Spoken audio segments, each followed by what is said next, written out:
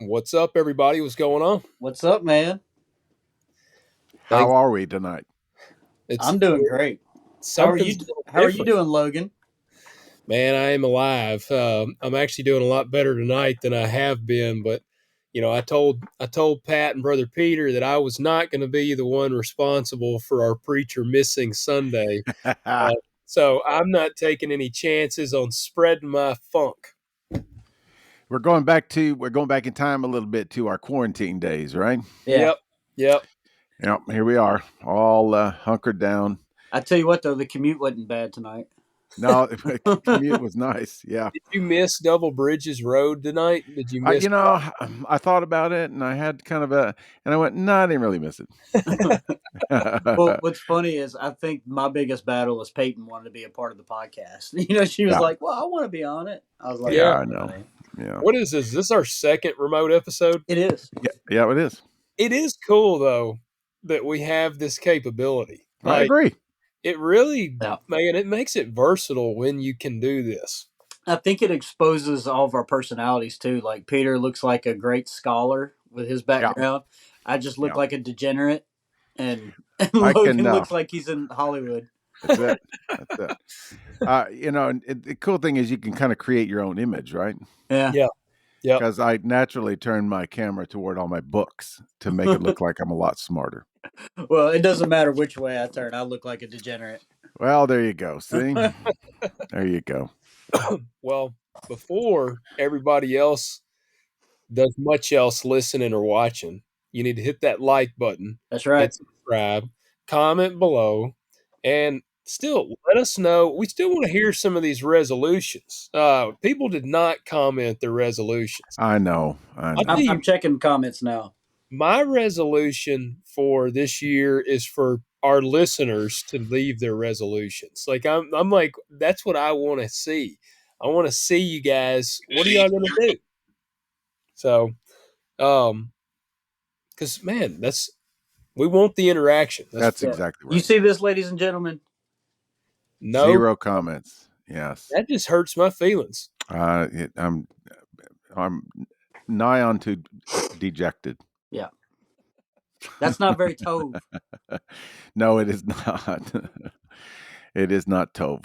Hey, I got a joke real quick to share, Do it. Okay. and then I'll let Brother Peter have his moment. Okay. So I guess my joke is kind of revealing. Are you wanting to? Are you ready to reveal what we're gonna discuss? Actually, why don't we just go ahead and do that right now? Yeah. Because we've kind of got this groove going of, well, I mean, what are we called? Reverent and rebellious, Yeah. right? And so there's certain things that lines we won't cross because we're not in this just to be sensationalist or to Right. be, subversive or anything. We want to really know what's really real and what's really true, and I mean, we want to, and so we're rebellious because we're going to tackle some things that a lot of especially in Christian world, a lot of people just kind of skate around. They just don't talk about it very much, and so we thought it would be really perfect at the first of the year. Here we are. What is it? January 2nd? Is that where we're at right now? I believe so. Yep. Okay. Yep. Yep. Instead of everybody's talking about resolutions and trying to start new habits or to try to quit old habits. I thought that we would do the anti-resolution series, and so we're gonna go into examining some taboos. These are things that it's funny because now you guys probably didn't experience this growing up, but I grew up when Christianity was very legalistic. Um, I mean, you guys think you know what legalism is, but No. we the girls always had to wear dresses. It was a scandal if a woman showed up in church with pants on. It was a I mean, big they made a deal. movie about it for you, didn't they, Peter? Wasn't it called Footloose? That's it. That's exactly right. No Yeah, dancing. that's exactly right. My dad used to always joke that we didn't believe in sex because it might lead to dancing. And women were not to wear makeup. We weren't to go to the movies.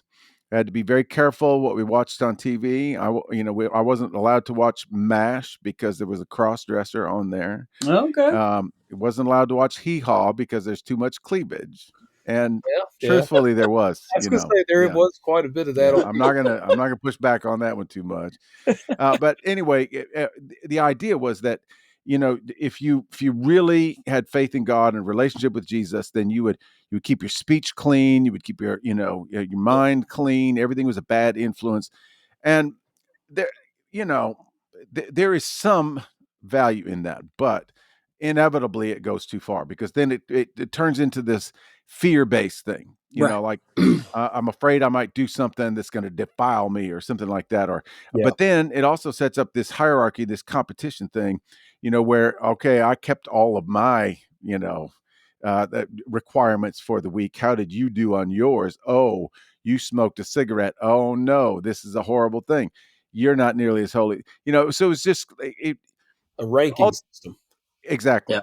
And Yeah. ultimately, it did not turn out to be a positive thing. And as you can imagine, the the reputation that the church had, by and large, was somewhat like the reputation the church has right now. Right. You go there and you'll be judged, and yeah, you got to wear your best suit, and you got to wear, it's the whole thing. Um, some of that stuff has leaked over generation after generation into Christian world, and it just remains. It's just sitting there. And there's these subjects that we don't know if we're supposed to talk about, and everybody kind of does what they want to behind the scenes.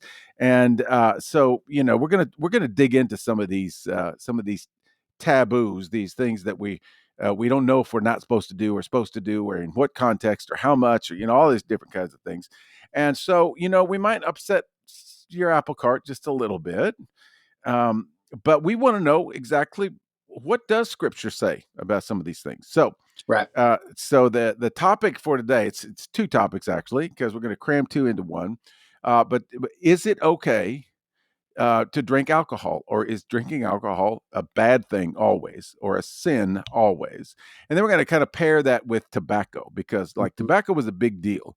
Only heathens smoked in my world, back when I grew up. And does Scripture have anything to say about tobacco use? Well, maybe a little, maybe a little. Anyway, so that's kind of where we're going with this. And so we're gonna drill down on did Jesus turn the wine into Welch's, or did he not? I mean, what is the stuff? So so all that to say, lay your joke on us there, Logan. Right? So Scripture talks about tobacco in this one reference that I have here. Okay. It's in Genesis 24, verse 64. I can't wait. And I'm reading the Lord's version. The So KJV. KJV. Yes. And Rebekah lifted up her eyes, and when she saw Isaac, she lighted off the camel. Yes. Well, there you Yes. go. She lighted off the camel. She's got them camels, man. Did she take a drag? Those were, I will say, I can remember when I was a kid, there was two. I have never really been a smoker, but the Camels and the Marlboro Reds, because they had the cowboy, the Yeah. Oh cowboy. yeah, man. Yeah. The Camel was the cool, like, camel in the leather jacket smoking. So, Yeah. Yeah. And then there was the Marlboro Man. Yeah. yep. Yep. Yeah. I'll tell you what. I will say this, that hardly any corporation or industry has been so deceptive and exploitative than the tobacco industry. Oh, yeah. Well, I mean, wasn't it considered healthy? Yeah. in the especially through like the 50s, 60s, Yeah. it was, it's like, smoke this brand. Like 4 out of 5 doctors agree that this is a much more healthy brand. It's like, man, oh man. It was And also a sign of class too. for sure. Yeah. Yeah. And it wasn't anything to light up inside a room. I mean, you just dealt with Yeah. it. You I might not like it, but I can remember even the smoking sections, like for sure. and those are a thing of the past, which, not to like give the whole history of tobacco, but I just recently watched one of my favorite movies, Once Upon a Time in Hollywood. I don't know if y'all ever seen that, but I love this movie. But it's based back right when the Manson murders happened. So what was that? Mm, That was was that in the 60s Yep. or 70s? 60s. 69, I think it was. Okay. Well, it's right in that time frame, and Leonardo DiCaprio, Brad Pitt, everybody in the movie smokes like a freight train because it's supposed to be kind of right, exactly. Yeah. paced in, and they all smoke a ton, and that's what, like, when I'm watching, I'm wondering, I'm like, man, I wonder how these dudes quit making this when they finish this movie. I know. I bet Leonardo DiCaprio, he probably had a hard time stop smoking because he smoked so much in the movie. I But remember going to my friends' houses, and there was ashtrays on all the end tables, Yep. and most of the time they were full. Look, You know, my it was like, parents smoked so much in my house growing up that when my dad passed and we were moving a lot of things out of the house, you would take pictures off the wall and there would be a yeah, nicotine stain around it. for sure. Yeah. Yes. yeah, Yeah. That well, was probably a good thing. hey, I will say one thing, and this is might be unpopular to say, but sometimes when I'm watching a movie and like the good guy, he's in like the leather jacket and he's like a tough guy and he strikes up a cigarette, he looks like a bad dude. Like I there Yeah. know. is still that perception, man. It just makes you look like a tough They guy. the, statistics will tell us that it's a vast majority. It's at least 70%. I don't know the exact number, but the vast majority of people who identify when they started smoking and why, it was when they were young to look cool. Yeah. Yep. That was it. Look, It did. I just got back from Indiana, right? And it's my best friend in the army ever. I've played music with him for years. Just been best friends for years. But also, there's another army guy there. It was my first ever roommate when I was in Germany, and we were just talking about the old times. We were talking about how we used to play music and go out and play and all this stuff. And his name's Rabical, and that's what he said. He said, he's like, I can't remember one song you played or how well you played it. He said, but I remember you always played with a cigarette hanging out of your lip, and the ashes would be like that long, Yeah. and they would Yeah. never fall, and I could never figure out how you would Yeah. do that. And I was like, you don't remember anything but the cigarette? Yeah. It was funny too because my brother, guitar player, and rock star, had the look, had long, naturally curly hair, and all the women just absolutely loved him. And he wanted to take up smoking one time because he thought it would look cool. Like all of his heroes, Jimmy Page and all those Mhm. guys. Jimmy Page was always known for, he would light up a cigarette and he would put it in the headstock of Yep. his guitar.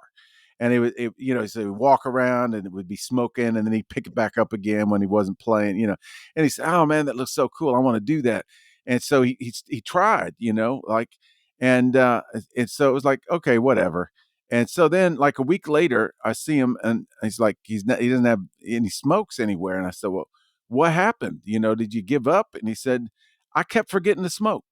He said, "You're supposed to remember. You're supposed to like do this all the time." Yep. Yeah. And I just kept forgetting. So I thought, well, I'm never going to be a good smoker. So he never took it up. I'll just stick to being a good guitar player. Yeah, that's it. Yeah. It was it. Yeah. It was that simple. So there you go. So now we get to the. Oh, I got to get my joke in. There That's you right. go. Right. So You do. proud of you. Yeah, you'll like this. Why can you never joke with a kleptomaniac? Mhm. Oh. I feel like this is right in the face, but I don't know. Because they take everything literally. Okay. Okay. Nice. Yeah. They take everything literally. Yeah. Literally. Yep. Literally. Literally. Yeah. Okay, so let's get down to it. We've already talked about tobacco enough, I guess. This is a big deal because there is an old joke in Christian world about what's the definition between a Baptist and a Methodist, and the answer is the Methodist will say "hey" to you in the liquor store. Yep. Yep. There's a big stigma attached to it, and it makes it awkward. I know that there have been many times when I've done weddings, and they'll go, "Hey, come to the reception." It's like, oh, okay, great. So I go to the reception. They got live music going, and everything's happening. And I'm sitting there, and everybody's looking at me. And all of a sudden, I realize, oh yeah, I'm supposed to leave So they can so start that they a can party. open the bar. Yeah, because nobody wants to, kind of let loose in front of the preacher. Yeah. So it's like, hey, well, I got to go. Look at the time. And and so there really is. It's kind of a leftover stigma attached to it. And I know that probably many of our listeners right here are saying, yeah, there is, for good reason, because it's not a good thing. And they'll go to, all the Bible verses and everything else like that. And so what I thought we would do is kind of look at the good and bad, because there are definitely verses in the Bible that talk about, the evils of alcohol. Mm-hmm. And for sure, they had alcohol in biblical times. It talks in Proverbs, in fact, oh, here we go. Proverbs 23 is a chapter that's almost all about alcohol. It's crazy. And I don't, where did I put it? I'll Oh, pull there it it up is. here. There it is. Proverbs Yeah. 23. Proverbs 23. There's several verses in Proverbs. In fact, I found this one particular. I'm going to be looking off to my right because that's where my other monitor is. Yeah, Proverbs 4:17. Alcoholic drinks is called the wine of violence. So Wine violence. the Angry wine violence. of violence. Yeah, says wine is a mocker and strong drink is a brawler. Chapter 23. There you go. Sorry, it was going to read for me, I guess. I was going to tell you about it. When I clicked that. Okay, so we got Proverbs 4:17. We got Proverbs 20 verse 1 is the one that says wine is a mocker and strong drink is a brawler. Now, Pat, you and I have played our share of honky tonks and nightclubs. Oh, I think absolutely. you can attest to the fact that wine is a mocker and strong drink is a brawler. Absolutely. If you don't play Freebird, you're getting it. That's exactly right. Hey, that's why the weirdest thing to me is, who's a big wino? Who? Stone Cold Steve Austin. Really? Yes, he Like he a wine drinks connoisseur? kind of. Yeah, he drinks. There's like Wow. pictures of him drinking wine, holding up his little wine glass, and it's just so odd to me to picture Stone Cold because he was very much a brawler, but Yeah. now he's You like would sipping his little wine. you would think he'd be a beer and a shot guy. Man, I most of the time. drank for many, many, many years, and the worst I've felt afterwards has been from drinking wine. Oh, It's man. splitting Absolutely. headache. Terrible headaches. Proverbs 23:21 says, "For the heavy drinker and the glutton will come to poverty." How about that? And then in 29 and 30, it says, "Who has woe? Who has sorrow? Who has contentions? Who has complaining? Who has wounds without cause? Who has redness of eyes? Those who linger long over wine, those who go to taste mixed wine," that's distilled spirits. "Do not look on the wine when it is red, when it sparkles in the cup, when it goes down smoothly. At the last, it bites like a serpent and stings like a viper. Your eyes will see strange things, and your mind will utter perverse things, and you will be like the one who lies down in the middle of the sea, or like one who lies down on the top of a mast. They struck me, but I did not become ill. They beat me, but I did not know it. When shall I awake? I will seek another drink." I will take another drink. Yeah, how about that one? Yeah. It's like it's being blonde drunk there. It's Superman, liquid Yeah. courage. Yeah, Yep. yeah, for sure. And then let's see. I already read all those. Yep, there we go. Okay, so Proverbs 31. How about that? It's right before we get to the Proverbs 31 woman. All right. Yeah, it says, this is Lemuel's mother talking to him. This Lemuel is her pet name for Solomon. Says, "It is not for kings, O Lemuel, it is not for kings to drink wine or for rulers to desire strong drink, lest they drink and forget what is decreed and pervert the rights of the afflicted. Give strong drink to him who is perishing and wine to him whose life is bitter. Let him drink and forget his poverty and remember his trouble no more. Is that advising him to do so? So it's biblical to drink away your sorrows. Apparently. uh, but not if you want to be a king.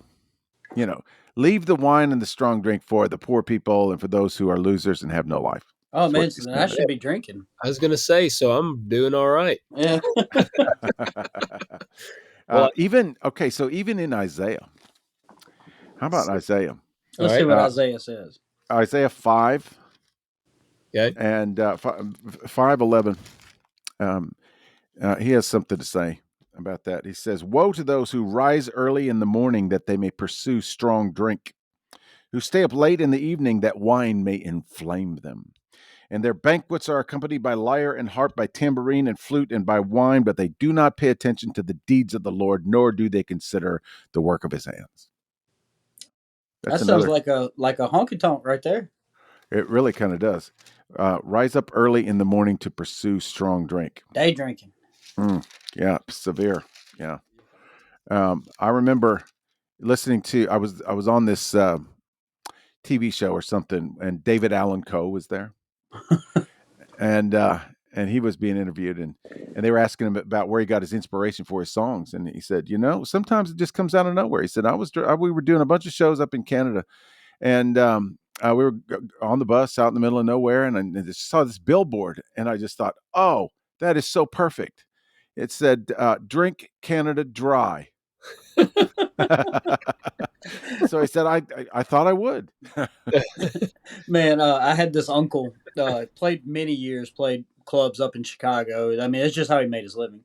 And his was like later in life, he come down and we were playing together, and he was just shaking his hands like this.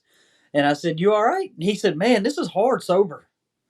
Oh man. He just said, "It hurts more sober, man. It's hard." Okay, so that gives us kind of a little bit of a primer on the Old Testament view of wine and strong drink and all these different kinds of things. Hey, let's see what I got some biblical scholar facts on alcohol. Okay, go. Or little tidbits of information. Yeah. Okay. So on John Calvin had a stipend of 250 gallons of wine per year written into his church contract.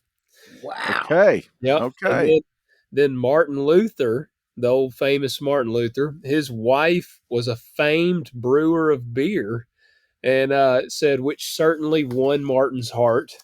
And then the Guinness family created their renowned Irish stout as an act of worship to Jesus. I want to know, how do you get to that number? All right, John Calvin. 250.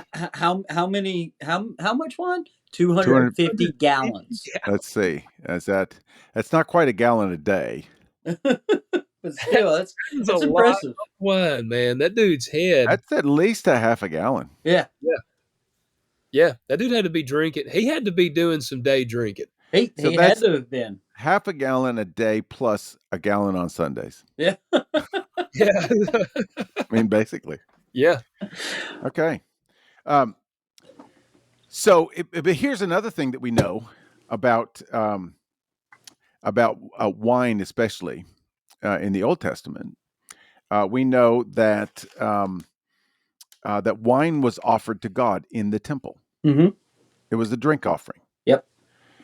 There were really only a select number of people who were not to take part in drinking wine, and that was the priests while they were on duty, the Nazarites, and the Rechabites.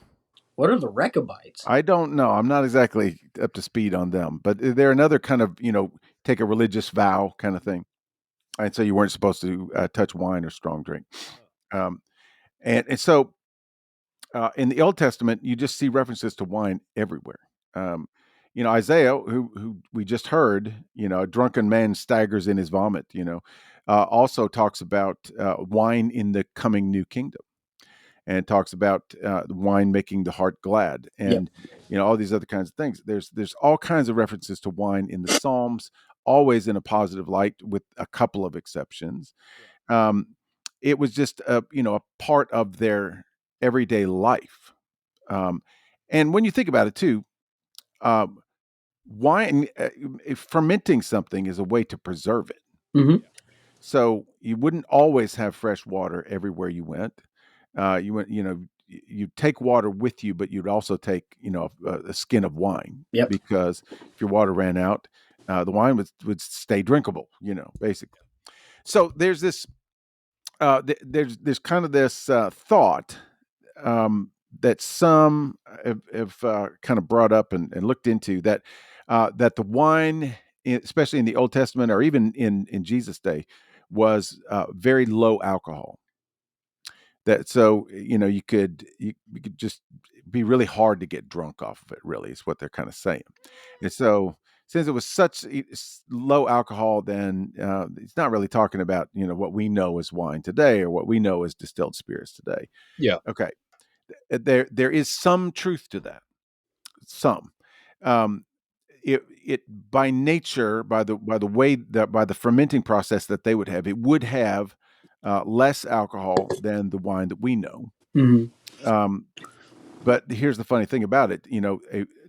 A respectable, if you're going to go out and drink, respectably, you would think, okay, well, I'll have 2 glasses of wine, or I'll have 3 glasses of wine.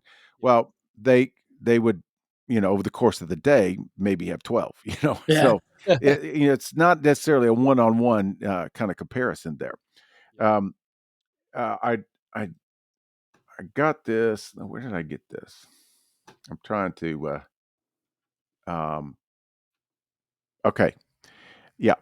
It says, not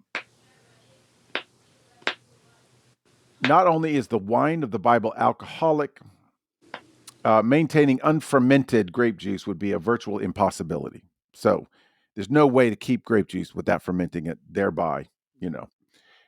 So all wine mentioned in the Bible is fermented grape juice with an alcohol content. No non-fermented drink was called wine. So if it's called wine in the Bible, it was wine, Yeah. just plain straight up. Well, you Uh, think about that, like, I mean, it's basic survival. You can't just ride around and, think about, like, it's easy for us, I think, today to think about it in terms of the fact that, I mean, I'm sipping water right here out of my cup and we can go get it out of the sink. And, I mean, back then they didn't have that. And especially if you were traveling, you'd have to drink from a stream or something. Yep. And that was a good chance of getting sick. And it's not like, I don't know how their understanding would have been back then as far as boiling water. But I also don't know if they'd have had the necessary things to boil the water in, to purify it enough to drink it. So yeah, like right, you said, it makes sense to carry things with you that aren't going to spoil. It'd be the same concept as dehydrating your meat. Like Yep. having meats that you could take with you to eat. So it makes sense that they would have fermented drink. yeah, yeah, it was almost a necessity, because the same way they would cure their meats, and there was always a need for a way to make food last a while, and Yep. Yeah. certainly drink last a while. So it says here, it says, who drank wine in the Bible? Almost everyone, Hmm. plain and simple. Drinking wine was normative for all Jews. Of course, those that were off limits, that I said. So the big question is, did Jesus drink wine? Yes. How do we know that? Was it the Last Supper? That's very true. You have to drink wine at the Passover, don't you? Hmm. Yeah. So he would have drank wine all his life. In fact, there you might remember that one verse in Matthew where it says, uh, Jesus is talking about himself, and he says, "For John came neither eating nor drinking, and they say he has a demon," because John would abstain from alcohol and Yep. meat and stuff like that. He ate bugs, bugs and honey. Ain't that a But meat he's group? Yeah, maybe it is protein. But then he says, "The Son of Man, I came eating and drinking." And they say, "Look at him, a glutton and a drunkard, a friend of tax collectors and sinners. Yet wisdom is justified by her deeds."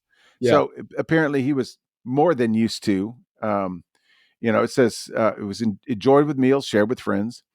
Um, and so it is not at all out of the realm of consciousness to think that Jesus would have said to his disciples, "Come on, let's go let's go sit down and have some wine. Yeah. Let's go out for a drink." Wasn't his first miracle, his first documented miracle, turning water into wine? Yes, yes. Good And wine too. this is where, in my little bubble growing up, like I was given a booklet, maybe 50, 60 pages, Oh wow. outlining scientifically why the wine in the biblical times was alcohol free, that it was just, now I will say that there are a few times, especially mentioned in the New Testament, where it talks about new wine.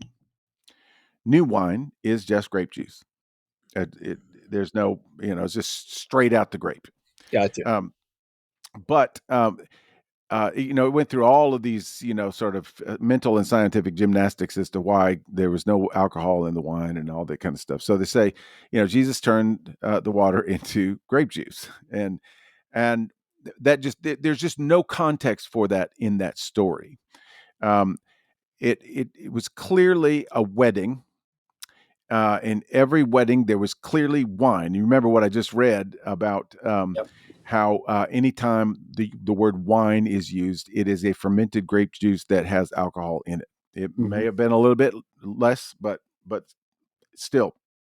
And so, um, honestly, and I did a little bit of looking into this when I developed a whole sermon about that particular miracle. And it was at a wedding feast, which would last typically 7 days.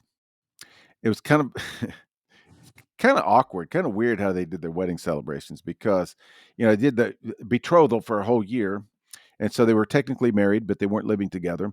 And then they would come together for this big wedding celebration, and there are various different interpretations of how this went. So I'm just going to kind of pull it all together and give you a little bit of but basically all the guests would come. Everybody was invited from the town. I mean, it was a big deal. They loved weddings because everybody got to get off work for a whole week, Wow. and there would be tons of food supplied by the groom mostly, and then there would be wine. And wine in their culture was symbolic of joy. In fact, there's a famous rabbinic saying from their day uh, by many different rabbis: where there is no wine, there is no joy. Yep. Plain and simple. Yeah. And so, really, there's so many layers of meaning in this miracle that Jesus did. But they would do this wedding party for a whole week, and sort of towards the end of the whole thing, they would have the official ceremony. It was usually done on the front doorstep of the bride and groom's, of the wedding couple's house, or their room that was attached to their father's house. And so they would do the little wedding with the little umbrella, and they would say Mazel Tov, Tov, huh? How about that? Good luck, good fortune. And then they would go inside, and everybody just sort of look at the house and watch the house to make sure, that everything was, a done deal, consummated. And then the wedding couple would come back out again, and they would keep partying. It's like, That would be okay, we can confirm they are indeed married. yeah. Nice. That would be So, very awkward. yes, it would. I mean, I don't know about that. But here's the other deal too, though, is part of the reason why they did that is because they wanted to make sure that there was evidence that she was indeed a virgin. That was a big deal. So they could see them. They could not see them. I don't know if they could hear them or not. I have no idea. um, but they had some sort of privacy. But there I don't know. I don't know this for a fact. Some biblical scholar could probably fill in the blanks for me. But I have been told, or at least I got it somewhere, that they would bring the bed sheets out. Yeah. As Yeah, evidence. here it is. So, Well, yep, you know there what? it is. Every teenage Jewish boy is going, best wedding ever. Yeah, yeah. Hey, this makes me think of an old it's a Domino's or Pizza Hut commercial. and it was like a few years ago, and it's talking about how fast the delivery was. It says you got like the wife comes in there, her husband or no, the wife is like chilling on the couch. Then the husband comes walking into the living room, and he goes, "I just ordered the pizza. We got 30 minutes." And she goes, "What?" And then she looks back at him, and he's in a robe, and he's propped up on the door frame. And he goes, "We got 30 minutes." And she goes, "What are we going to do with the other 27 minutes?" Man, that's cold. That is cold, cold. So here we are at this wedding celebration, and all this stuff is going on, and there's wine everywhere. And I don't know how Jesus' mother Mary got wind of this, but it apparently was not generally known yet in the celebration that they had run out of wine. It just says in the scripture, it says she came to Jesus and said, "They have no wine." Jesus would have understood exactly what she meant. It was shameful. They could actually take you to court for breach of hospitality Wow, dang. if you ran out of wine. Wow. Yeah, We need to bring that law back. I know. Yeah. Because then they had to go back to work 2 days early or whatever it was, I mean, literally, they used the wine to bless the couple. So there would be no blessing. There would be no, mazel tov. Everything. I mean, it was a disaster, an absolute disaster. So, and it's so funny because Jesus, we kind of have this way of reading scripture where we're super serious and we're like super judgy and super, we try to the voice of God, speaking. And He sounds like Charleston Heston. yeah, exactly. Always an English accent. God has an English accent, by the way. Of course. So anyway, so it's so funny because he says, "Woman, what have I to do with this? Yeah. What business is it of mine?" He says, "Besides, my time is not yet come." Yep. Basically, what he's saying here, he's being sarcastic. He's playing with his mom. Yeah. He calls her woman. Like he doesn't know her. Yeah. And he's saying, "This is not our business. This is not our party." And then when he says, "It is not yet my time," what he's saying is, "Do you want to get me killed?" Yeah. Because, I mean, he knows how much controversy he's going to cause and the miracles that he's going to do. And all this is going to be, I mean, this is going to cause quite a stir. And so, but this is like small potatoes, And so he's like, "Oh, I'm going to cause such a big ruckus here that everybody's going to want to kill me. Do you want to get me killed before my time?" And it's humor. It's just, and so she just says, "Whatever." And she turns to the servants and says, "Do whatever he tells you to do." Yeah. There's no real other way to read that, I don't think. It's always been a long way around these conversations for me, because we all know Jesus never sinned. Yeah. Did Jesus ever drink wine? Yes. So A plus Clearly. B equals C. I know. I mean, but the only way you can make that work is if you make the alcohol non-existent in the wine. So I guess Noah Jesus went was just drinking. If all the heathen people were drunkards staggering in their own vomit, well, that certainly wasn't Jesus, and so he must have been drinking wine with no alcohol in it. But clearly, we just discovered that couldn't have been the case. Yeah. But here, even if Jesus didn't drink any wine at that wedding, he made alcoholic wine for other people to drink. It's clear that that's what he did. Yeah. And see, that's a good way of putting it too, because if Jesus is not going to intentionally cause someone to sin. Right. So he would not he would not. wine, which like you said, I mean, it was clearly alcoholic wine. He would not make wine for people if that was going to lead them, like if that was going to be a sin for them to drink it. That's exactly right. Yeah. You do notice, though, he was not handing out cigars. So tobacco's still up in the air. That's true. That is true. He did not turn the tree branches into cigars. So jury's still out on that.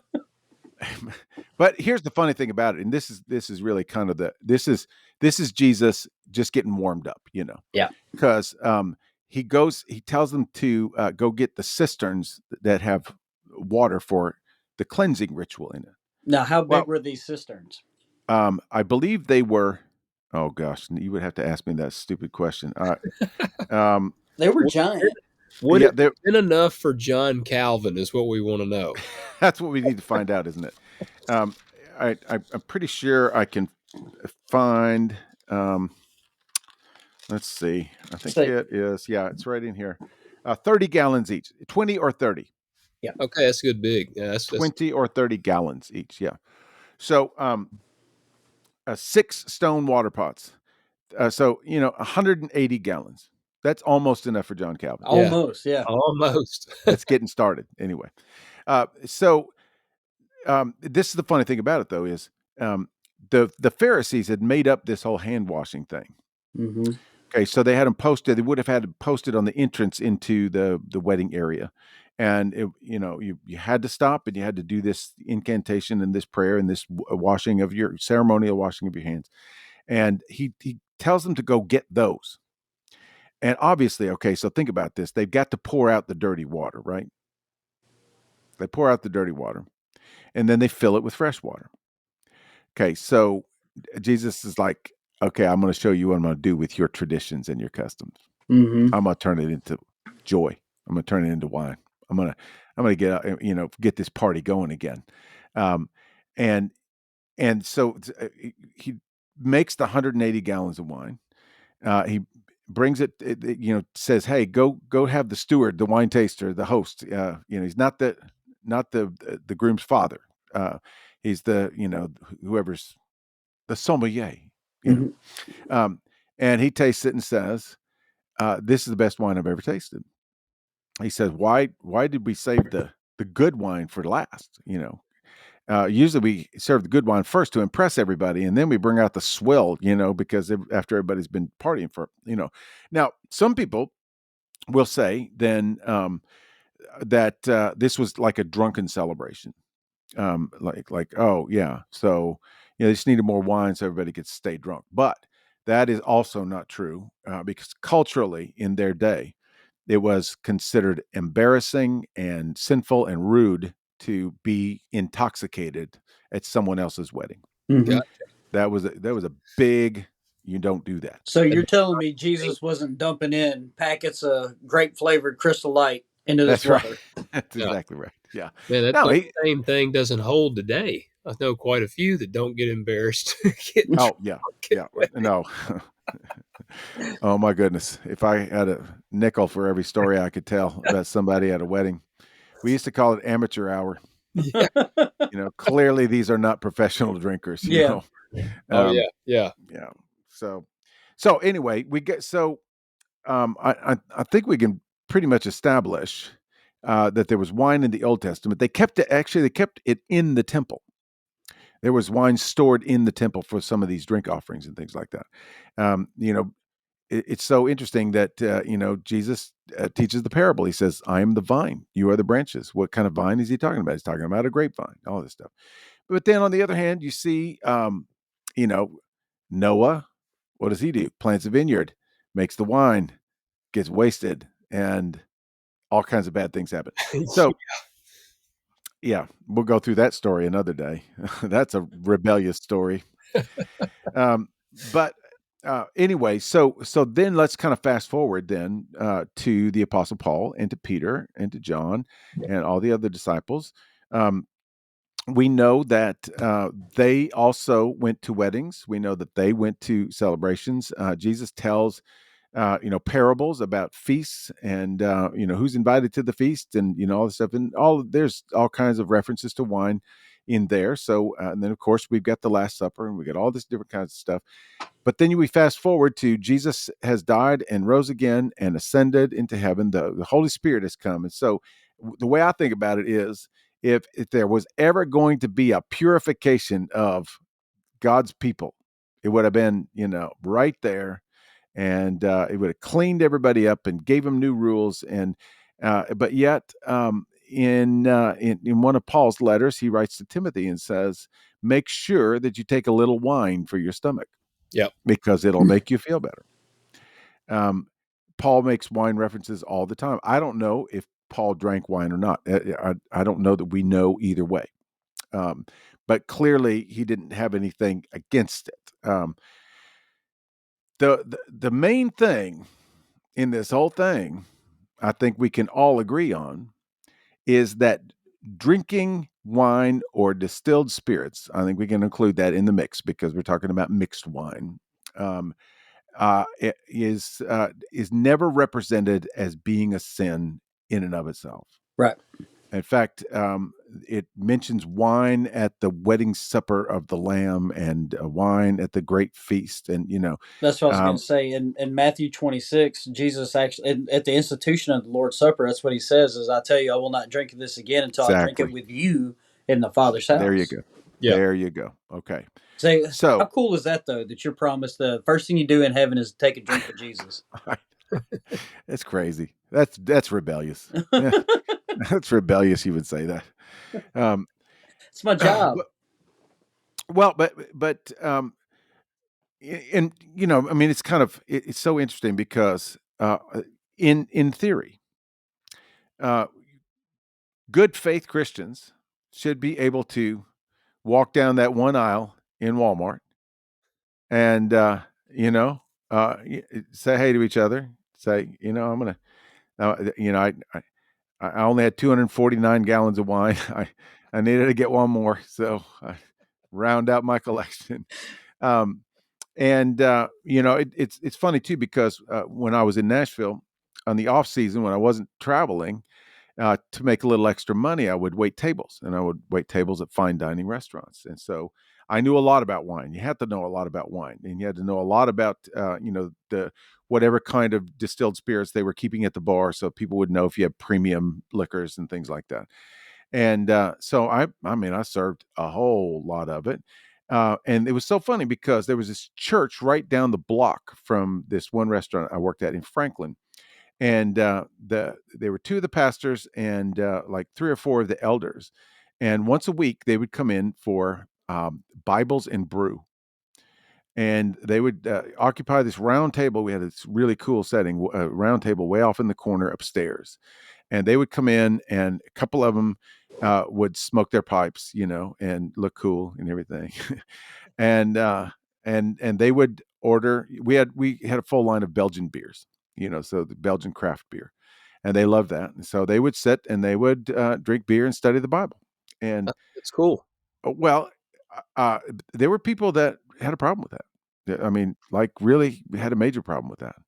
Um, I, I guess maybe I was a little bit more liberated by then, and I didn't have a problem with it. And they actually, I served them many times, and they were studying the Bible, and it was a really cool thing. Okay, as we know, we humans have this tendency to take something good that even one of these articles that I called up here um, says that God blesses wine, and I mean it considers a blessing from the Lord. So how many times do we take something that was intended for a blessing from the Lord and turn it into something that is self-gratifying and ultimately causes all kinds of mayhem? Well, I mean, I've never done that personally, but No, I'm talking about other people. yeah, Yeah, I think no, Logan may I've have. never either. No. Yes. Yes. Uh, Yeah. I'll say yeah, pretty much every time I feel like we get these blessings that they get twisted and used well beyond moderation would be Yeah. the way I would describe it. or even used, for evil purposes. Yeah. Yeah. Yeah. Honestly, and this is something that I know the Bible has a lot to say about. Yeah. Um, Drinking wine, drinking a moderate amount of distilled spirits or whatever you might want to call it, is never talked about in the Bible as being sinful. But drunkenness is always, every time Yeah. talked about as being sinful. So Okay, you're going to so sit there and tell me that it is your intention and motivation that is the chamber of sin. It's not the Oh, substance itself. this is like a revelation in and of itself. We've How never heard dare this you before. make sense? Well, okay, so one of the things in that verse that where Jesus is talking about himself, he says, I'm eating all this good food, and they're calling me a glutton. Mm-hmm. What that tells us is we can do the same thing with food as we do with wine and strong drink. That's right.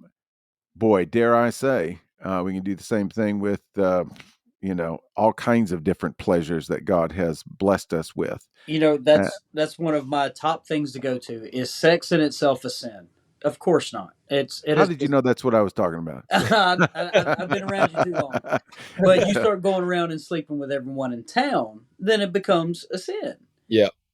But sex between a man and a woman when you're married, that's a gift, man. It's a blessing from God. You can also abuse that within the context of a marriage, though. Absolutely.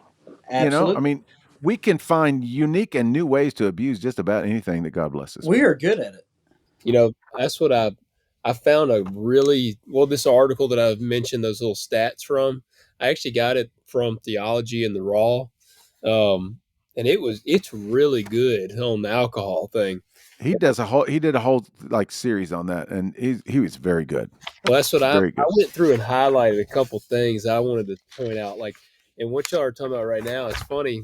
One of the things I highlighted said, if Christians want to forbid all alcohol consumption to avoid drunkenness, then to be consistent, they should also avoid making a lot of money to guard against the crushing sin of materialism and the misuse of wealth. And I love that. Oh man. And like you said, you could Yeah. argue the same. It's like, okay, then you really ought to stop eating because Yeah. you might overeat, and in that case, you're a glutton. And so it's like, okay, if you want to take it to the extreme on if you're going to be extreme about this thing, well, you need to be extreme about them all. Yep. And I'm not going to sit here and say that we are advocating for anyone to go out and like pound a fifth of whiskey and eat 15 T-bones. Have some That discipline. sounds like a good time. I mean, have some discipline, have some self-control, and have good intentions with it. If you're And sitting down to drink and you're like, okay, I'm about to get wasted, you've already sinned before you took the drink. it's Yeah. already done. Yeah. That's exactly right. Why? And there's something going on. I feel like in order for you to be seeking to be wasted, there's something going on. There's a reason why you want to be just out of your mind. For sure. Well, and let's get to drunkenness for a minute, and then we'll get to motivation. Okay.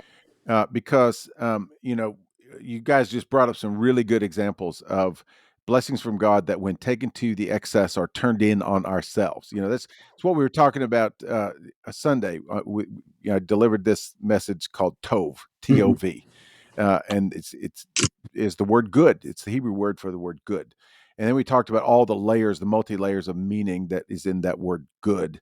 It means beautiful, agreeable, desirable, fully functioning according to its design, and most important, life-giving and life-perpetuating. Mm-hmm. Yeah.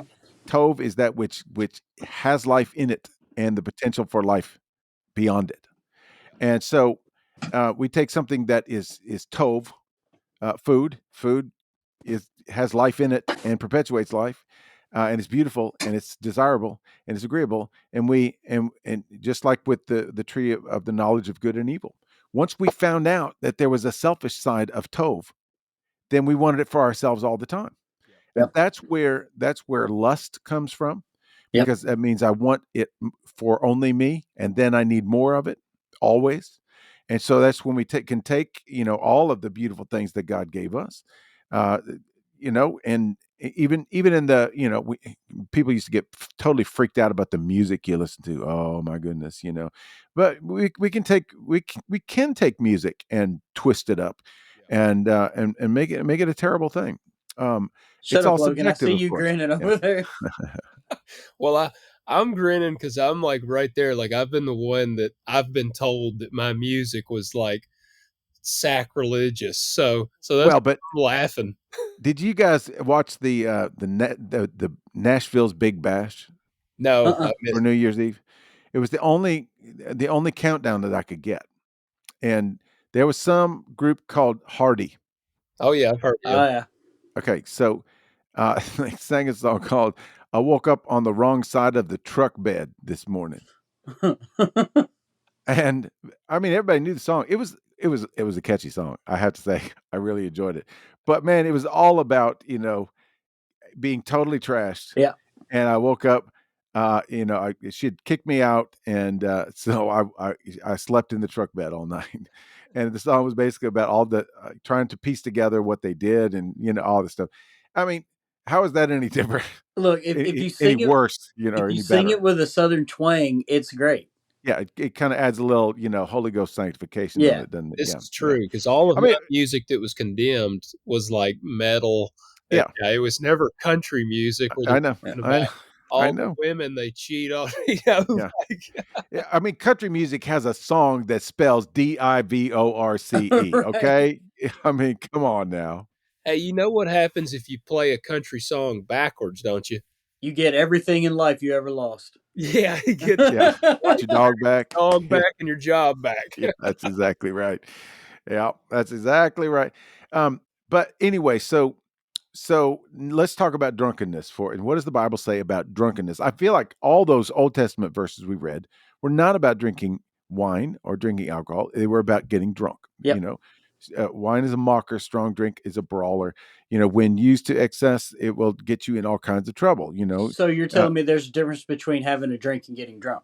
Oh, completely. Oh boy. After all my years playing in nightclubs and resorts and showrooms all over the world, I will tell you definitively there's a huge difference between you can tell in a second who's sitting there enjoying a drink Yeah. and those who are heck bent Yeah. on I mean destroying their life that night. And There you go, meddling again, Peter. I know it's so true though. But here's one of my favorite passages. Um, I it's so funny because I heard a guy preach this. It's Ephesians 5, and he was preaching a marriage sermon, and he brought up 5:18, which is don't get drunk with wine, and he pulled that into marriage, but but there's a lot. He was brilliant. It was a great message. But anyway, right before that, uh, I love what it says here. But all things become visible when they are exposed by the light. For everything that becomes visible is light. Mhm. Yeah, I've been there at 3 o'clock in the morning when they turn the lights on and say, you don't have to go home, but you can't Can't stay stay here. here. Yeah. One of my favorite old bartenders, Mr. Howard Patton, he used to turn the lights on. I mean, he turned them all on, all at the same time. He turned them on and he'd go, face your date. And that every night he would say that. Face your date. Face your date. And then it says, for this reason, it says, awake, sleeper, and rise from the dead, and Christ will shine on you. Therefore, be careful how you walk, not as unwise men, but wise, making the most of your time because the days are evil. Mm-hmm. It's a very important play on words there. We'll go into that some other time, but because the days are evil, not the people or the substance or whatever, the days. But then he says, do not be foolish, but understand what the will of the Lord is. That's just good. That's a good guideline for all of this stuff. Yep. For how we use food, how we use people, how we use substances, how we, just anything. Do not be foolish, but understand what the will of the Lord is. You can understand that. Okay, so then he says, and do not get drunk with wine. Very important verse there because it doesn't say abstain from wine. Yeah. There's all kinds of things that Paul tells us in his letters to abstain from. Yeah. He's got catalogs. They call them sin catalogs. Mm-hmm. And drinking wine is not in there. Yeah. Drunkenness is. He said, "Don't get drunk with right." So is gossip. So is slander. All those kind of things that we. Oh well, we shall I say. Maybe we unintentionally engage in them, but sometimes we do intentionally as well. But he says, do not get drunk with wine, for that is dissipation, or that is degrading, Mm-hmm. And it is true. Don't It they is use so the true. word debauchery in there somewhere? Yeah, there's one translation that says debauchery for sure. You can imagine what debauchery is. Yeah. Logan, that's your new word for I the was, week. I was gonna say I just love that word debauchery. Yeah, kind of like acerbic. Yeah. Yeah, That last week. yeah. Um, so he says, "Do not get drunk with wine, for that is dissipation, but be filled with the Spirit." Now, why does he contrast being drunk, with being filled with the Spirit? Why is being drunk a bad thing, and being filled with the Spirit is the most desirable? Why are they even alike? Why does he use them in the same sentence? I Because I guess think if you're drunk, you can't operate in the Holy Spirit. You operate out of sinful nature. That is very true. That is true. Um, the primary reason is because he's contrasting these, because both um, impact you in a dramatic way. They Mm-hmm. change your decision making. They change your perception of the world. They change your personality. They change your abilities. Like when somebody is drunk, they whoever makes really good choices when they're drunk.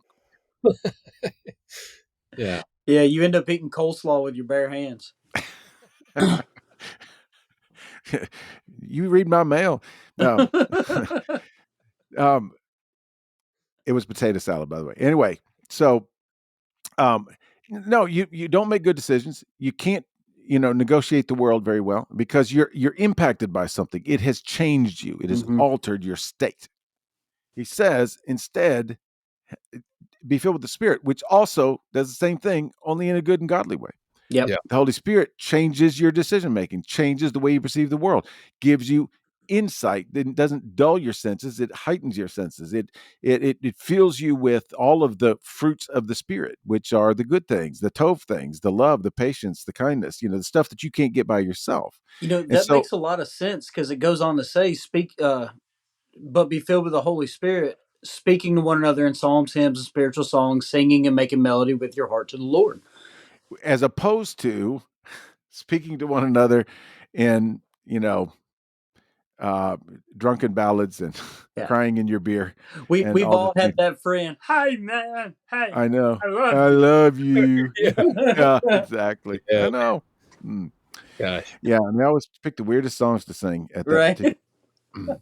No, he says that's what he says, because if you're filled with the Spirit, you're going to speak to one another with joy, with Yeah. psalms and hymns and spiritual songs, singing and making melody with your heart to the Lord. Yep. That's just a good picture. That's That like happy is. people, shiny happy people, and Now that sounds like a good time. absolutely, it absolutely does. And you know what? Here's the deal: they might be speaking to each other in psalms and hymns and spiritual songs, singing and making melody with their hearts to the Lord with a glass of wine in one hand. Yep. It could happen. It That's right. probably did happen back then. All this stuff is just community language. It's everybody enjoying a healthy good time. That's they're not being overly spiritual. They're worshiping, but they're worshiping with joy. Yeah. I just think that is a beautiful thing. And then it says, always giving thanks for all things in the name of our Lord Jesus Christ to God, even the Father, and be subject to one another in the fear of Christ. And then he jumps into marriage and all the stuff that is an outgrowth of being in a great community. But this brings us to probably the most important question. And this has to do with gluttony. It has to do with anything that any one of God's good blessings that we tend to distort and turn on ourselves. How do you know? How do you know when you cross the line? When it ges hard to walk. I was Maybe. gonna say I feel like it's kind of just one of them things you just know inherently. I mean, when you feel yourself crossing, like for me, the way I'd think of it, it's like, are you still mentally coherent? And if you are not totally coherent, I feel like you're crossing that line. That's kind of how I would look at it. Yeah. I take it back to the food thing. We've all been eating, and then you get full, but you still got that really delicious thing in front of you, and you're like, "Man, I was full 3 bites ago, and I really need to stop." But you're like, "I can't. I got to eat this." Yeah. And I think it's the same way with alcohol. It's the same way thing with anything. Yeah. You know, I think you know when you're full, and then you just kind of ignore that. You ignore your better conscience. Yeah, and I think we're given all kinds of good guidelines about how to live our lives, and I think if we kind of keep those measurements and those standards, just kind of always with us. Don't be foolish. Understand what the will of the Lord is. If Mm-hmm. you're always kind of walking in that, um, then I do think you have a discernment about you. Yeah. But here's the other thing: is you know, there's also this kind of mindset, and we're going to get into this with a lot of these taboo things. We're starting with the softball. We're going to get into some deeper stuff that's going to be a little harder to wrestle with. Mm-hmm. But uh, it's the idea of sometimes we have the idea of what's the least amount I can do and still be a Christian. Yeah. Yep. What can I get away with? Like how? Yep. Exactly. Yeah. How close can I get to the line? Yep. Can I get right up on the line and still claim like everything's okay? Yeah. It's like I Well, can have 1.5 or 2 glasses of bourbon tonight. Yeah. right, right, right. And they could be this is one, right? Yeah. Yeah. And 2 this or fingers is or this 3. one? Yeah. Yeah, exactly. Is it 3 fingers or 3 fingers? Yeah. Exactly. That's exactly I right. like that measurement you got there. Yeah. Yeah, there you go.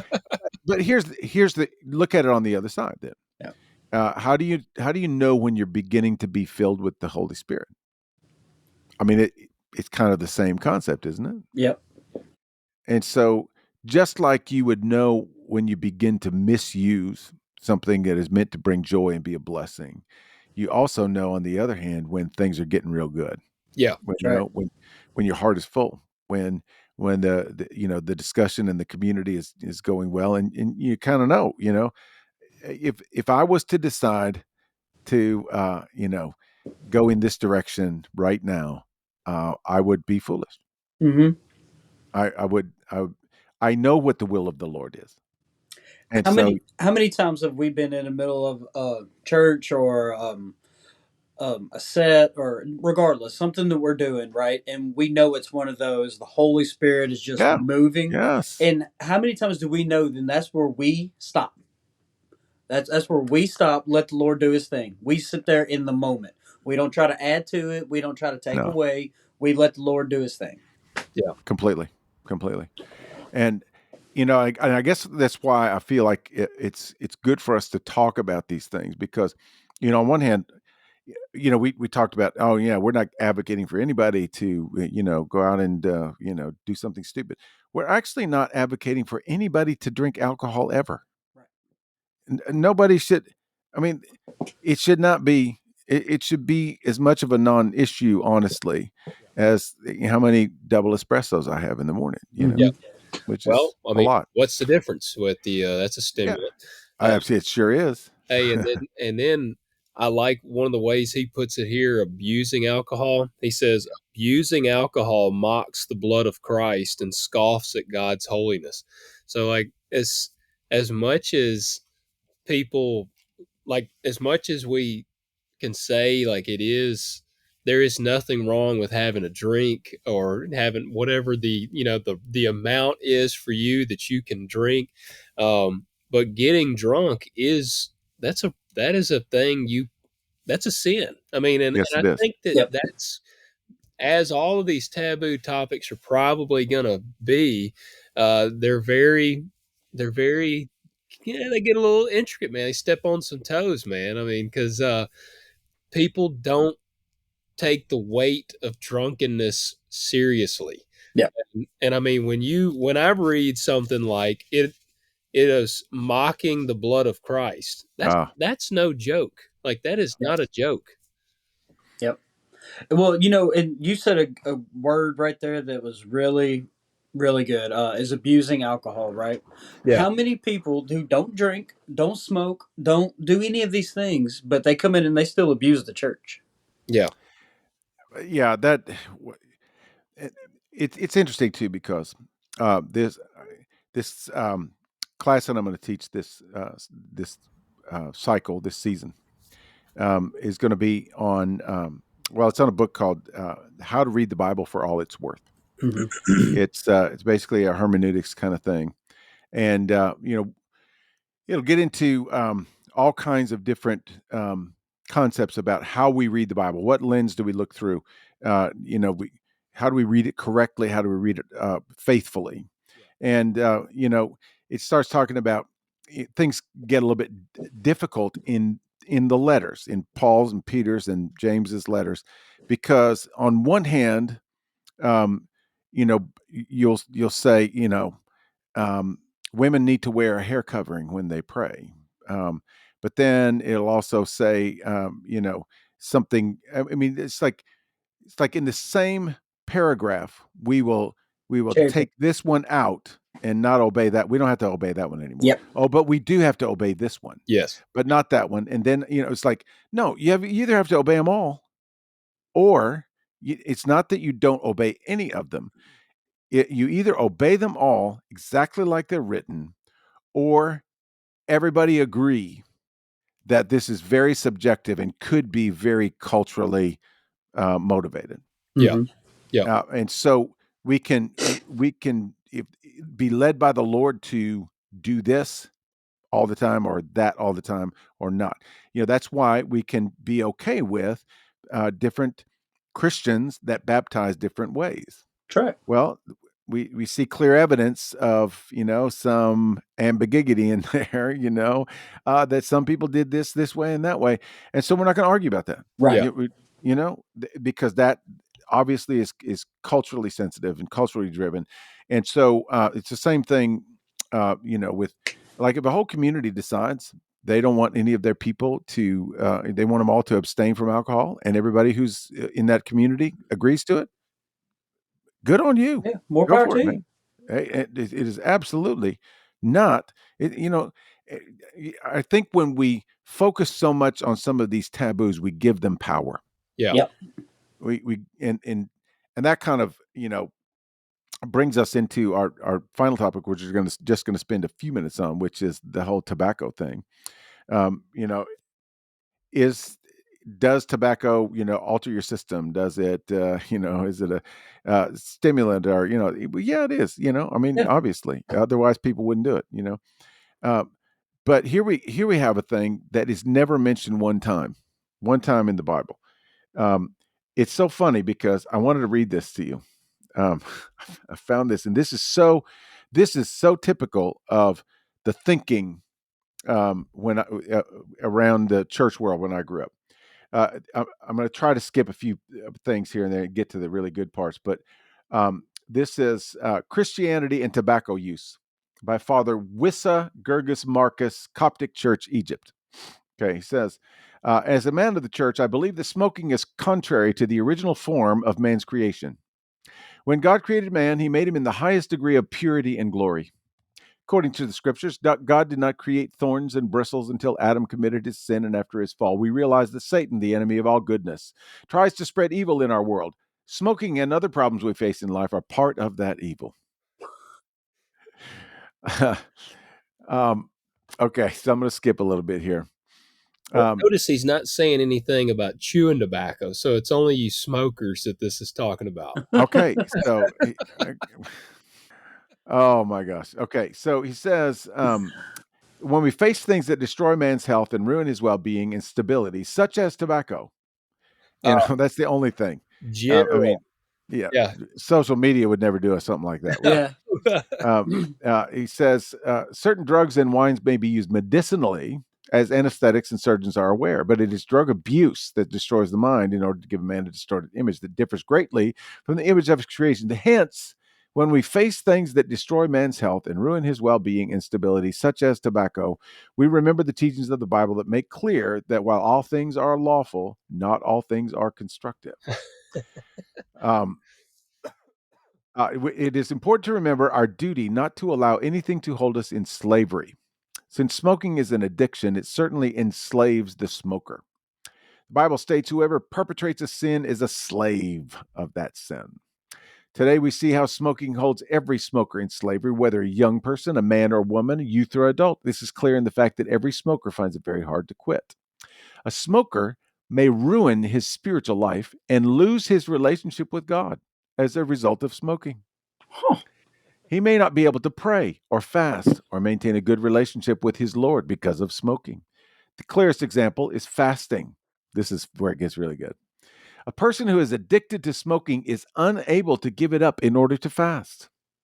He says fasting is very difficult. How can I fast when I have to have a cigarette with my morning coffee? I cannot get through the day unless I have a cigarette. I cannot lift my head without it.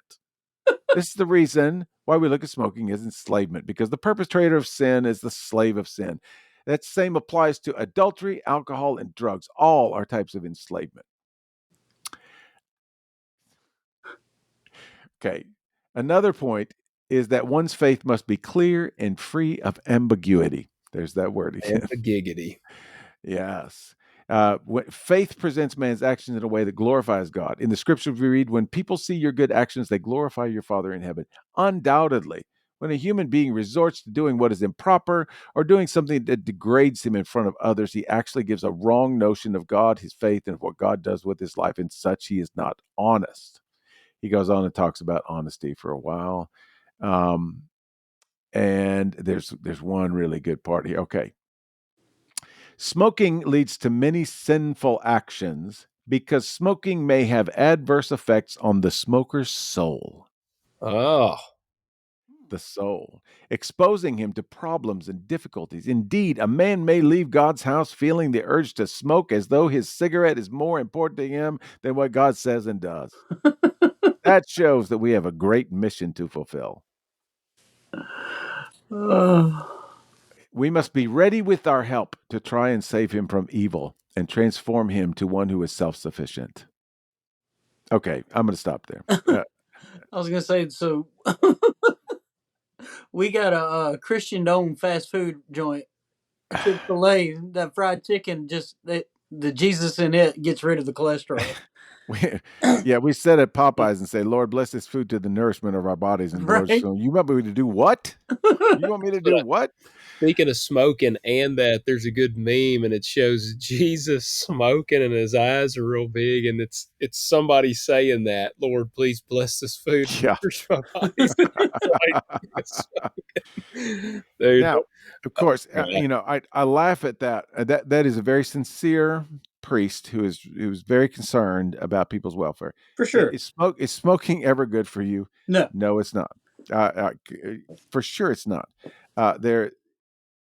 But why he singles that out at the expense of everything else, Yeah. I have no idea. I don't know where he got that, because you can insert any kind of vice in there.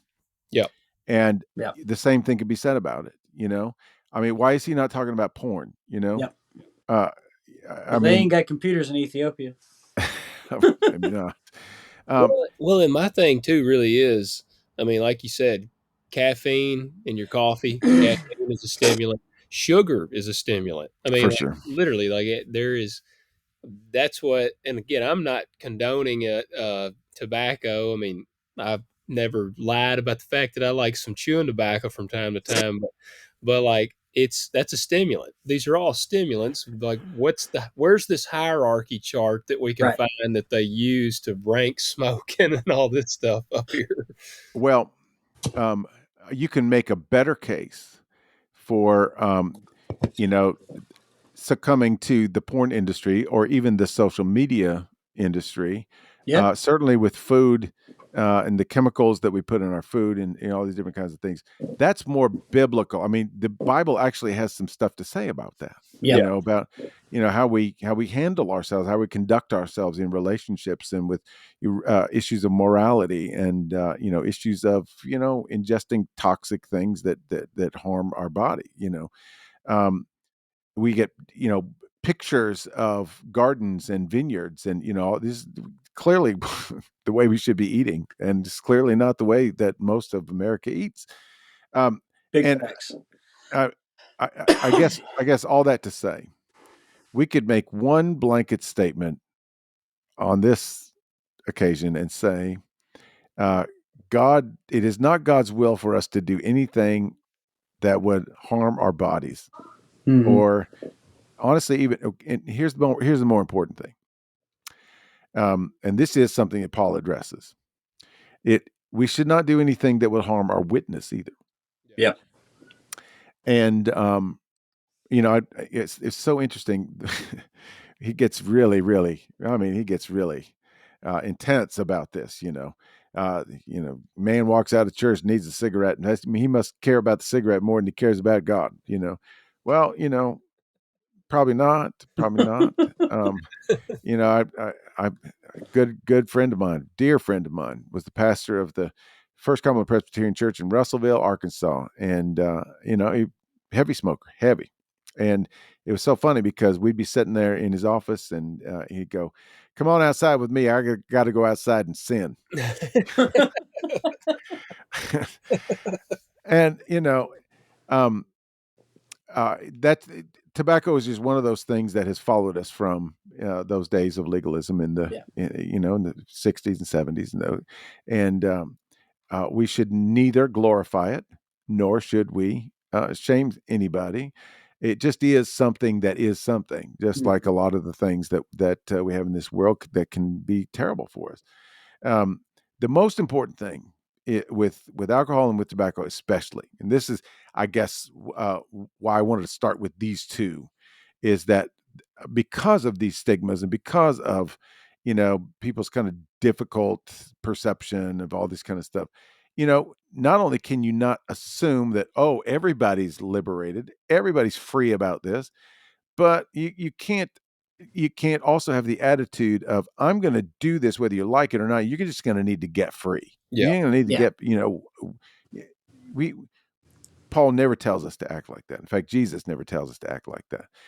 If Paul especially talks about, meat that has been offered to idols, whether it comes from a pagan temple or whether it comes from the marketplace that's being sold after it's been sacrificed, either one. He says, if it causes your brother to stumble, then don't do it. Yeah. You don't need that meat. Yep. If somebody's going to really, trip up,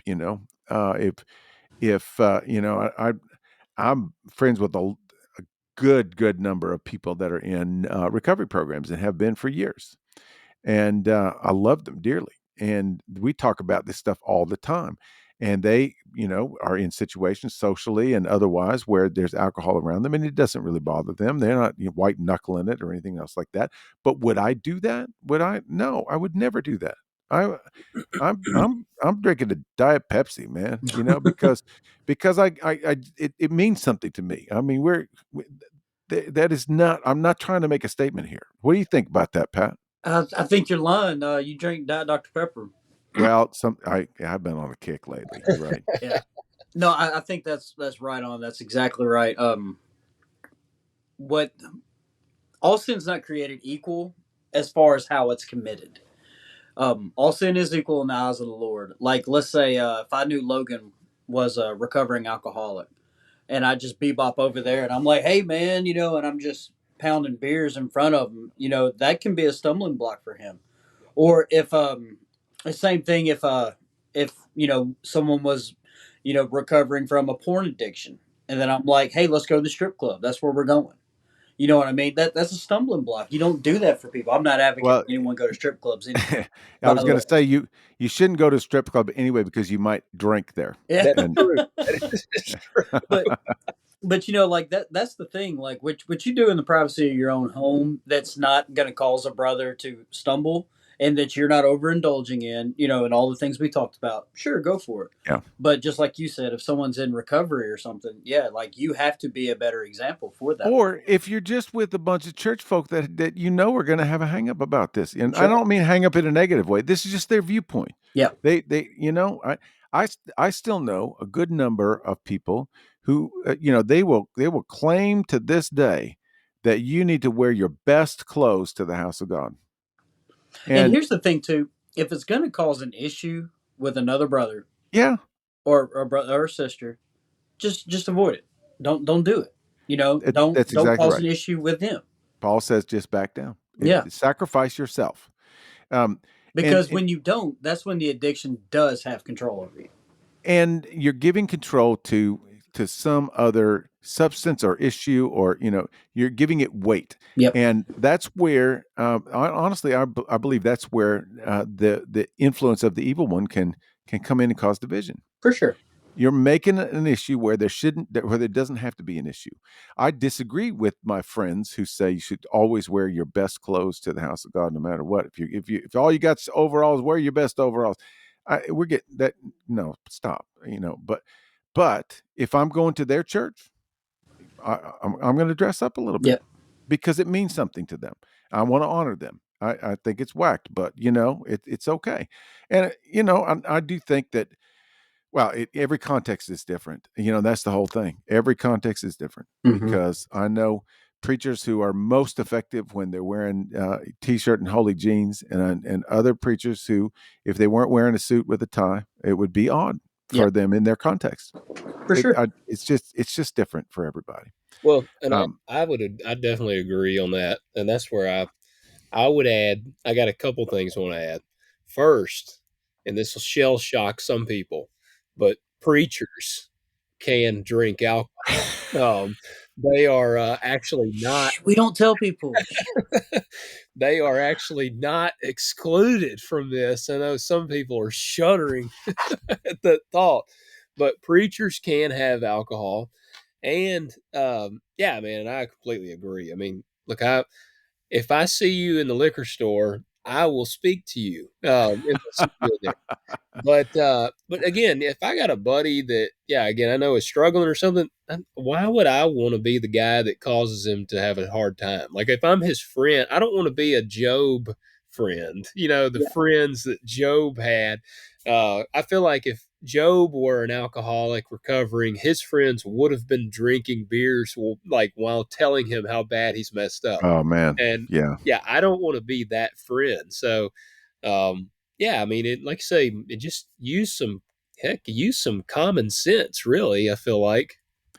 Well, and also, I do think that there's an accountability factor in this as well.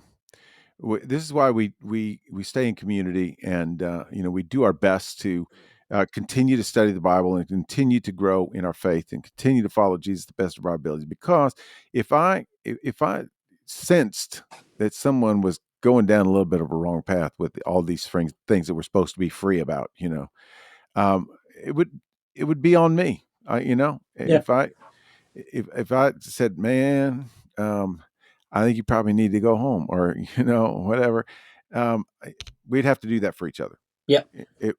Because it would just be that's part of our responsibility in community, and I think that's why I love some of Paul's writings here when it says, bear one another's burdens and encourage one another. He has all these one another statements that are just like the Romans 12 that we read. I mean, it's that empathy and it's that vulnerability and all that stuff. That's what makes a Tov community. That's what makes Mm-hmm. Tov Christians, is that we do that for each other. And we're there, and we rejoice with those who rejoice and weep with those who weep. And I feel like um, the fewer taboos we can make, Yep. the better off we're going to be. Yep. Now, in this series, we're going to get into a couple of things that it's a good reason why they're a taboo, because they're just not good. Yeah. It's not good for Christians to be playing around with some of this stuff. So we're gonna look at at both sides of it. Well, and I think too, and he kind of mentioned this in this article that I was reading earlier there that um, when it becomes all about the to do and to don't list, it turns off so many people to Yeah, Christianity Yeah. because it it's does. like okay, what's the checklist of things? Okay, well I have a beer after work, so I can't go to the church. Like I'm not a Christian, I don't meet their standards. Yeah, And that's what they were talking about, the amount of damage that has been done yeah, to the church from that kind of a yeah, mentality. And so, I mean, honestly, breaking away from that, I feel like really opens the doors for more people to enter the church. I was just going to say that. How many missed opportunities do you think we've had? Regardless if you think's right, wrong, in between, I whatever. know. But how many missed opportunities have we had from shutting people down from Jump Street? Yep. Yep. I know, and we've been through can't wear a hat in church, Yeah, and Logan. yeah, all that stuff. And honestly, I'm really glad that we're past a lot of that stuff Yeah. now. I mean, some people would, maybe say something about it, Hey, but look, most, I will admit right here that actually, for just like for a little bit, I struggled with that. Um, yeah, I wear a hat 6 days, actually 7 days a week, minus a couple hours, and those couple right, hours is when I'm in right, church. And so yeah, the first time I saw somebody come in a hat, I'm like, that he needs to take that hat off. yeah, Like that's what I exactly. was thinking. So Yeah, because it says.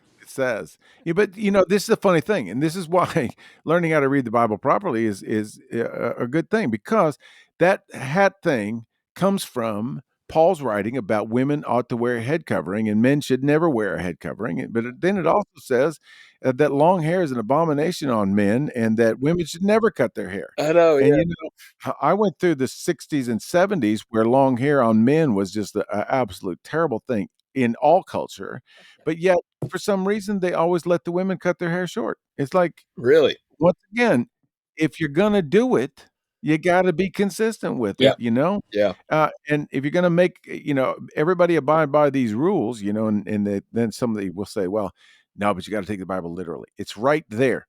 It's right there in plain English yeah, that's been translated from a Greek dialect that we don't speak anymore. yeah, You know, yeah, you can't take every English word. That's why we call it study. It's Yep. study. You got to dig a little bit deeper than that. And if we really were going to take every word of the Bible literally, then you and I would be walking around with one eye and one hand. yeah, Yep. Because Jesus literally said, if your right eye offends you, pluck it out. If your right hand offends you, cut it off. Yep. Because it'd be better for you to walk around with one eye and one hand than to burn in Gehenna. So is it safe to assume that we really coming across these taboo subjects that we should really get them out in the open, talk about what we should be cautious about and Yes, what we should be wary about, and get them out of the way so we can really get back to worrying about what we need to worry about, which is a relationship that's with exactly right. with each other and with the Lord. That's yeah, exactly right. Um, and and sometimes this is why I think it's good to drag these out and talk about them, because sometimes these are just sticking points, and they're obstacles in true relationship. That's Yep. one of the honestly, there's usually a section in every sermon that I put together that hits me. It's like it hits me where I'm at, and that whole section on vulnerability in community. That I was right in the middle of that, because we just don't do that enough. And I'm not talking about Testimony Sunday where everybody gets up and just spews their junk all over the place, because that's not helpful. But I'm talking about your inner circle. Who is your inner circle? Who are you really sharing your life with? Yep. Who knows your stuff? If you just exist in community and you are just an attender, and you don't go any deeper with anybody, Yeah, you're then you're missing not it. going to you're not going to get help in those areas that you need help in. You have to be able to say to somebody, I'm struggling with this. Yep. And if you say to somebody, hey, I'm really struggling because I really like to have 2 glasses of wine with my supper, and I'm really like into wine, but then you can say, hey, brother, lighten up.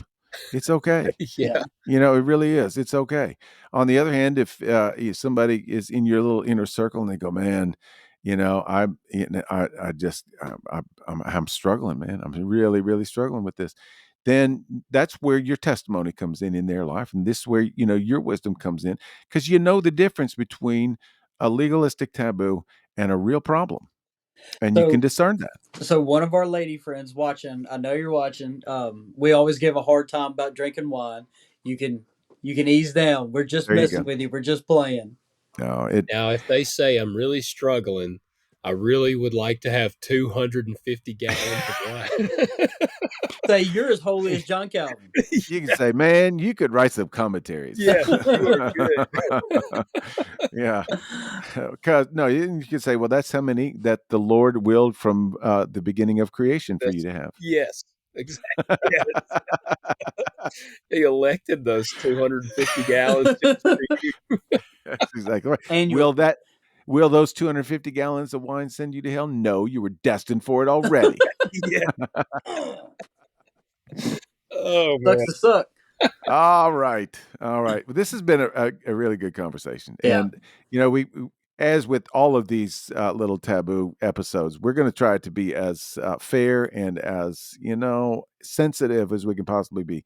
We don't ever want to advocate that anybody do anything that's going to be harmful to themselves or to anybody else. We just want to kind of lift the lid and take some of the stigma off some of this stuff and say, you know what? We are called to be responsible Christians. And, I am reminded of that verse that says, if your heart convicts you of it, then it is sin. Yeah. Right. So if your heart convicts you that you should not have those 2 glasses of wine, then it's sin and you should not do that. You listen, don't be foolish. Know what the will of the Lord is. So that's my final And word. I'd like to encourage everyone to have a lighthearted conversation about it. The way we are now, it's not we got to beat down on this and it's black and white. No, be in community, have a lighthearted conversation about it. Because if Absolutely. you can't have a conversation about it, you're never going to be open and honest with each other anyway. That's exactly right. And so there you go. We've looked at it from almost every angle, I think. I feel like we have as well. Yeah. All right. Hey, well, y'all know what to do, and I want you hit the like button, subscribe, but I want y'all to comment below. Yeah. And either tell us your resolution, or I want to know what your thoughts are on the. Rip us a new one if you need to. Yeah. If you we want to hear. We're big boys. Exactly. We can take it. Yeah. Exactly. And we'd love to have those conversations because that's what we're all about. We value your opinion, even if it's opposing us. Yes. Exactly right.